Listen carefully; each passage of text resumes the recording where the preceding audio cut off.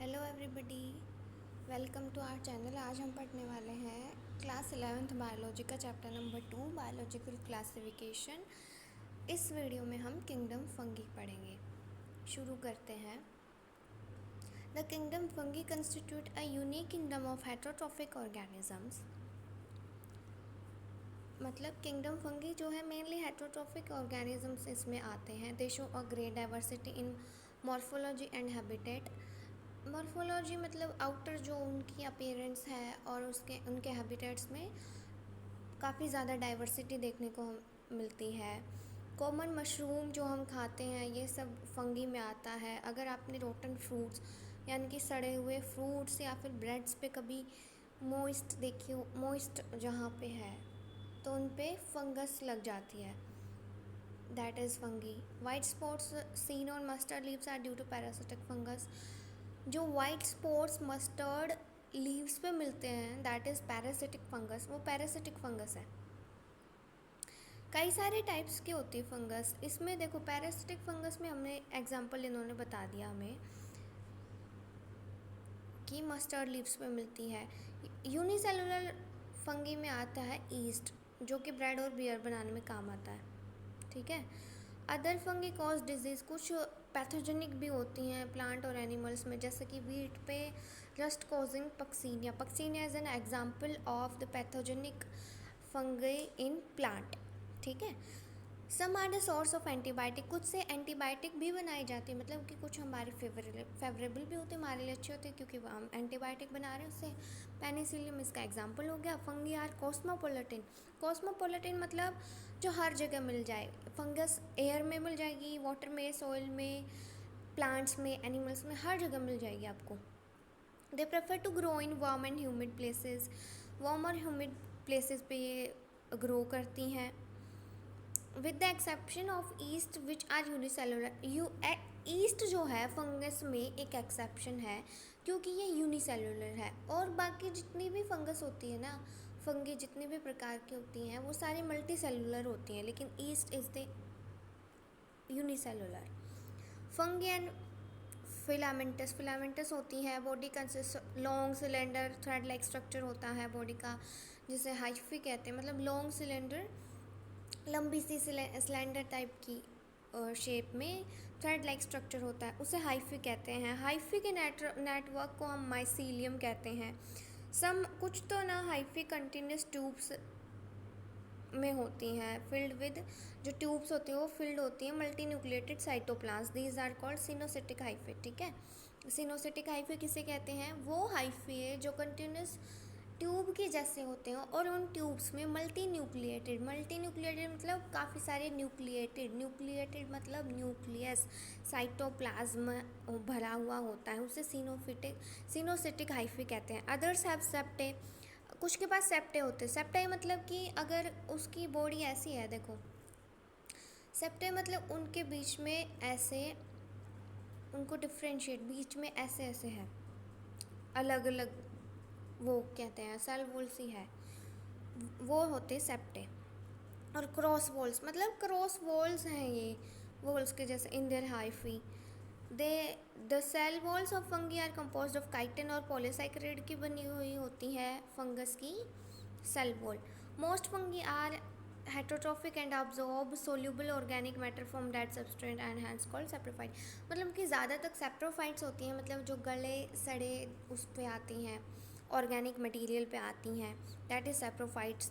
कुछ पैरासाइट भी होते हैं जो एनिमल और प्लांट पे पैरासिट तरह भी रहती हैं। कुछ सिम्बाइंट रिलेशनशिप में रहती हैं। सिम्बाइंट मतलब कि जैसे कि लाइकेन हो गया, हमने पहले ही पढ़ा हुआ है लाइकेन कि एल्गी और फंगस दोनों का एसोसिएशन है लाइकेन, वो हम बाद में पढ़ेंगे, लाइकेन को डिटेल अलग से हमें दे रखा है इसमें चैप्टर में। With roots of higher plant की रूट्स के साथ में एसोसिएशन बना रखा होता है कुछ फंगी ने, जिसे माइकोराइजा कहते हैं। Reproduction in fungi can take place by vegetative means, मतलब रिप्रोडक्शन वेजिटेटिव मीन्स में देखा जाए तो फ्रेगमेंटेशन से भी होता है, फिजन से भी, बडिंग से भी। फ्रेगमेंटेशन मतलब कोई बॉडी टूट जा रही है और उससे फिर अलग वो बन रहा है, अलग इंडिविजुअल बन रहा है। फिजन मतलब एक पूरी बॉडी दोयों में टूट के अलग अलग बना लेती है तो वो फिजन हो गया। बडिंग मतलब आपने उसमें देखा होगा हाइड्रा में कि एक प्लांट है, उस पे छोटी सी बड निकल आई, बाद में वो बड डिटैच होके एक अलग इंडिविजुअल बना लिया उसने।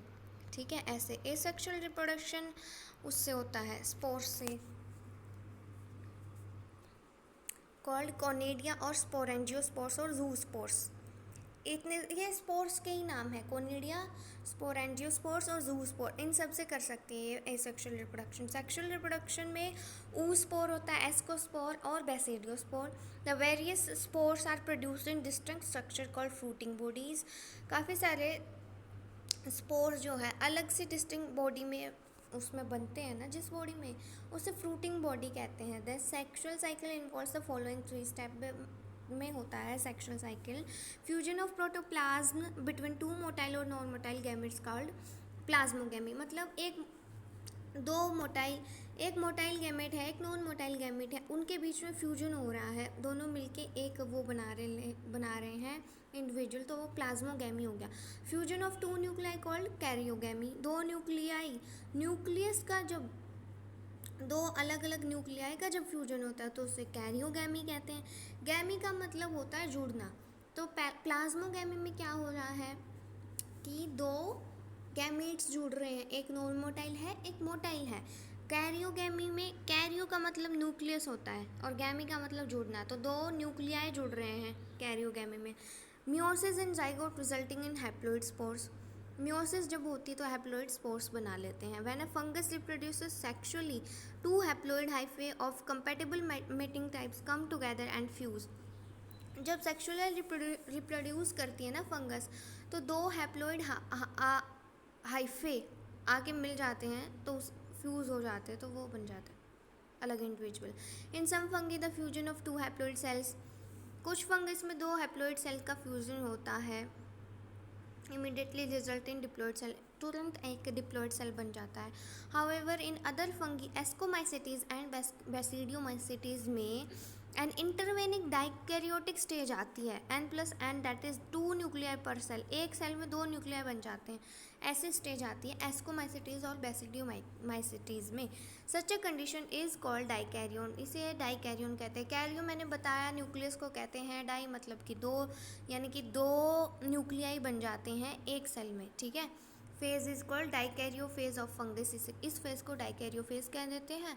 Letter the parental nuclei fuse and the cells become diploid. बाद में जो पेरेंटल न्यूक्लियाई फ्यूज हो जाते हैं और डिप्लॉइड सेल बना लेते हैं। The fungi form fruiting bodies in which reduction division occurs. Reduction division होता है फ्रूटिंग बॉडीज़ में, leading to formation of haploid spore, और हैप्लॉइड स्पोर बना लेते हैं।